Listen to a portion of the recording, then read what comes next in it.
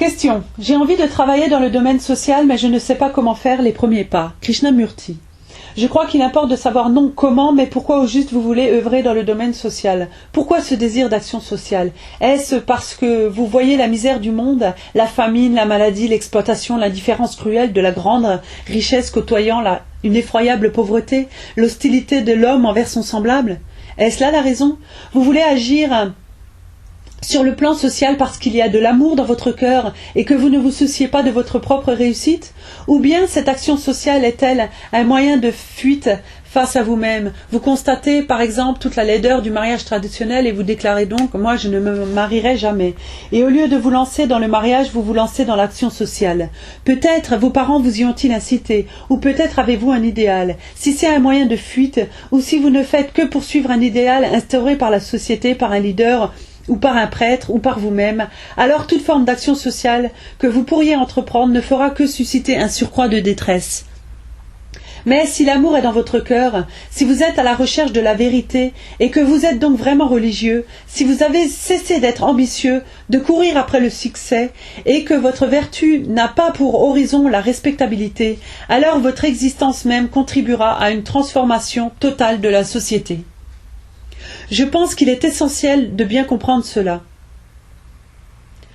On a envie d'agir et l'action sociale est dans l'air du temps. Des livres en parlent, les journaux font de la propagande en sa faveur, il y a des écoles de formation pour travailleurs sociaux et ainsi de suite.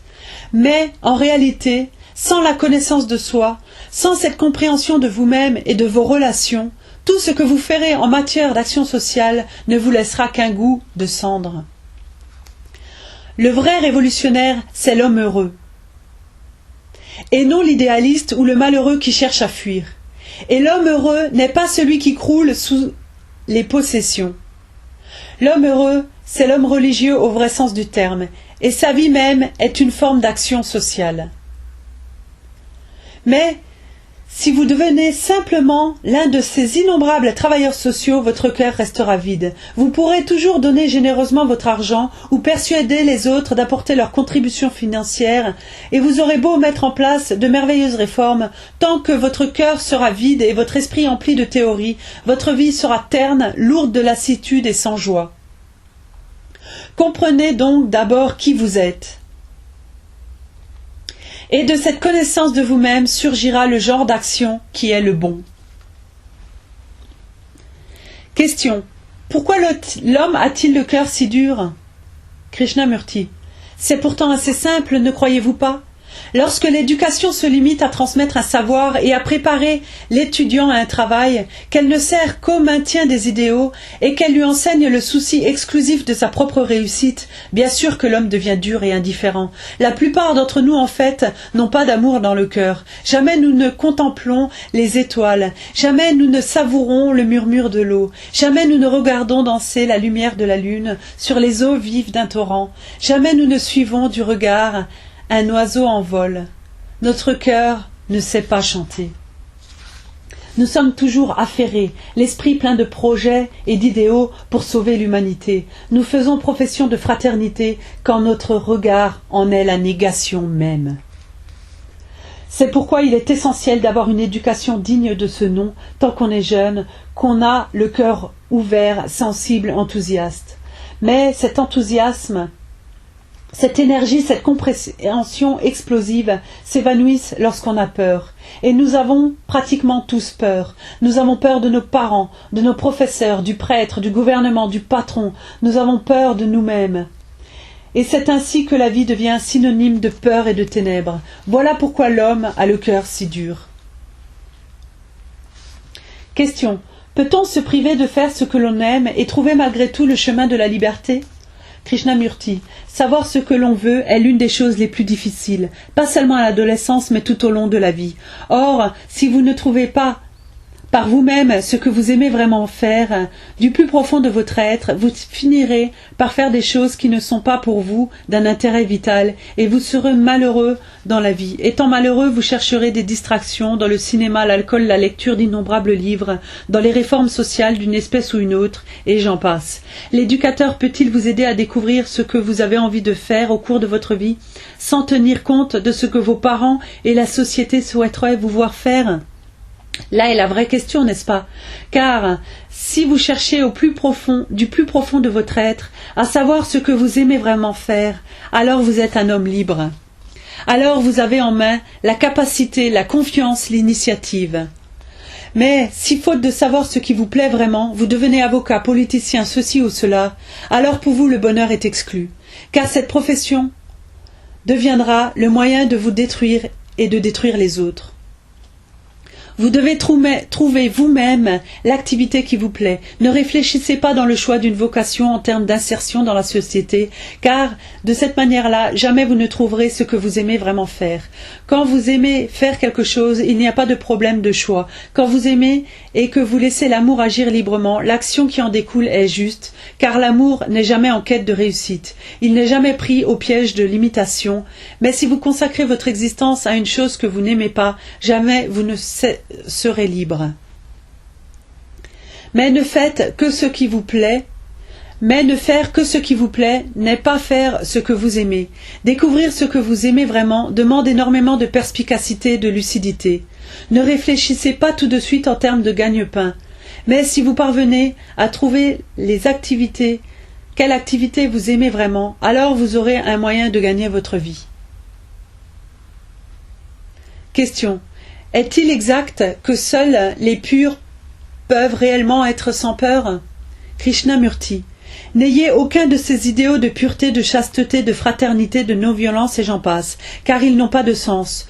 Ne vous efforcez pas d'être courageux, car ce n'est qu'une réaction à la peur. Être sans peur requiert une immense lucidité, une compréhension du processus global de la peur et de ses causes. La peur est là tant que vous voulez être en sécurité, que ce soit dans votre mariage, dans votre travail, dans votre situation, dans vos responsabilités, dans vos idées, dans vos croyances, dans votre relation au monde ou dans votre relation à Dieu. Dès l'instant où l'esprit est en quête de sécurité ou de gratification, sous une forme quelconque, à un niveau quelconque, la peur est forcément là. L'important est d'être conscient de ce processus et de le comprendre. Ce n'est pas une question de soi-disant pureté. L'esprit qui est vif, attentif, qui est libéré de la peur, est un esprit innocent. Et seul l'esprit innocent peut comprendre la réalité, la vérité ou Dieu. Malheureusement, dans ce pays comme ailleurs, les idéaux ont pris une importance extraordinaire. L'idéal de ce qui devrait être. Je devrais être non-violent, je devrais être bon, et ainsi de suite. L'idéal de ce qui devrait est toujours quelque part au loin, par conséquent, il n'est jamais. Les idéaux sont une plaie, car ils vous empêchent de penser de manière directe, simple et vraie. Quand vous êtes confronté au fait, l'idéal, ce qui devrait être, est une fuite face à ce qui est. Ce qui est, c'est le fait que vous ayez peur, peur de ce que vos parents vont dire, ou de ce que vont penser, ou de ce qu'on va penser de vous, peur de la société, peur de la maladie, peur de la mort. Or, si vous affrontez ce qui est, que vous le regardez en face, que vous l'approfondissez, même s'il est source de souffrance, et si vous le comprenez, alors vous vous apercevrez que votre esprit devient extraordinairement lucide et simple. Et cette lucidité même porte en elle la cessation de la peur. Malheureusement, notre éducation nous inculque tout ce fracas de philosophie, des idéaux qui consistent simplement à tout remettre à plus tard. Ils sont dénués de validité. Admettons que vous ayez par exemple un idéal de non-violence. Mais êtes-vous non-violent? Alors pourquoi ne pas affronter votre violence? Pourquoi ne pas vous voir tel que vous êtes? Si vous observez votre propre avidité, votre ambition, vos plaisirs et vos distractions, et que vous commencez à comprendre tout cela, vous constaterez que le temps, en tant que moyen de progrès, moyen de réaliser un idéal, cesse alors d'exister. C'est l'esprit en fait qui invente le temps. dans lequel s'inscrit cette réalisation. C'est pourquoi l'esprit n'est jamais calme, jamais tranquille. Un esprit tranquille est frais et innocent, même s'il a derrière lui 1000 ans d'expérience. Et c'est pour cette raison qu'il est capable de résoudre les problèmes de relations qu'il rencontre dans sa propre existence. Question. L'homme est victime de ses propres désirs, qui sont source de nombreux problèmes. Comment peut-il parvenir à un état d'absence de désir? Krishnamurti. La volonté de faire naître un état de non-désir n'est qu'un simple tour de passe-passe de l'esprit. Constatant que le désir est source de souffrance et désireux de la fuir, l'esprit projette un idéal d'absence de désir et demande ensuite: comment faire pour réaliser cet idéal? Et que se passe-t-il alors? Vous réprimez votre désir afin d'être sans désir, n'est-ce pas? Vous étranglez votre désir, vous essayez de le tuer, et vous croyez alors avoir atteint l'état de non-désir, ce qui est complètement faux. Qu'est-ce que le désir? C'est une énergie, n'est-ce pas? Dès que vous étouffez votre énergie, vous devenez par votre propre faute terne et sans vie. C'est ce qui s'est passé en Inde. Tous les hommes, soi-disant religions, ont étranglé leur désir. Les hommes qui pensent, les hommes libres, sont très peu nombreux. Ce qui compte, ce n'est donc pas d'étouffer le désir, mais de comprendre l'énergie et d'utiliser l'énergie dans la bonne direction. Quand on est jeune, on a de l'énergie à profusion. C'est elle qui vous donne envie de sauter par-dessus les collines, de tutoyer les étoiles. Alors la société entre en jeu et vous dit de maintenir cette énergie cloîtrée dans la prison de ce qu'elle appelle la respectabilité. Et par le biais de l'éducation et de toutes sortes de sanctions et de contrôles, cette énergie est peu à peu étouffée et neutralisée. Mais ce dont vous avez besoin, c'est de plus d'énergie, et pas de moins. Car sans une immense énergie, jamais vous ne découvrirez ce qui est vrai. Le problème n'est donc pas de savoir comment réduire l'énergie, mais comment la maintenir et la faire croître. Comment la rendre indépendante et continue. Mais pas sur l'ordre d'une croyance quelconque ou de la société, de sorte qu'elle devienne le mouvement vers la vérité, vers Dieu. Alors l'énergie a un tout autre sens. De même qu'un galet jeté dans un lac paisible fait naître un cercle qui va s'élargissant, de même l'action de l'énergie en direction de ce qui est vrai fait naître les vagues d'une nouvelle culture. Alors l'énergie est sans limite, incommensurable, et cette énergie n'est autre que Dieu.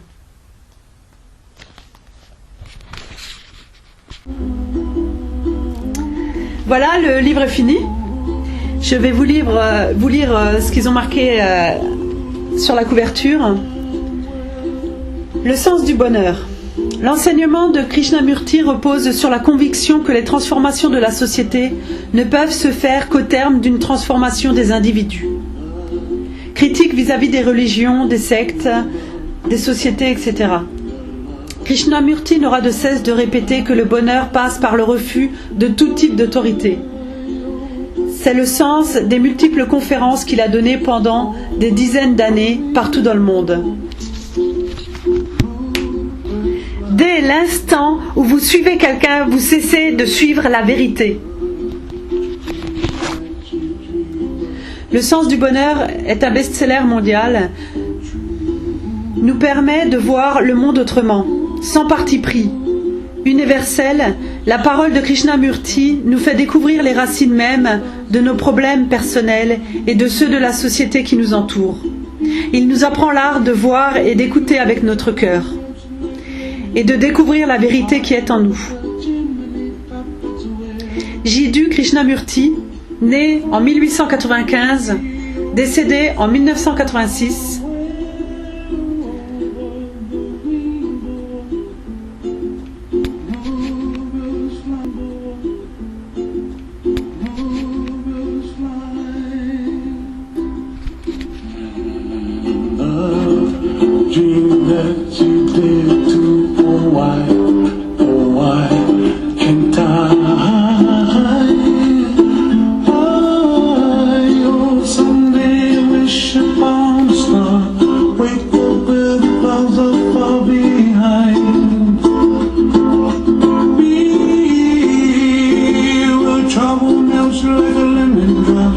High above the chimney top, that's where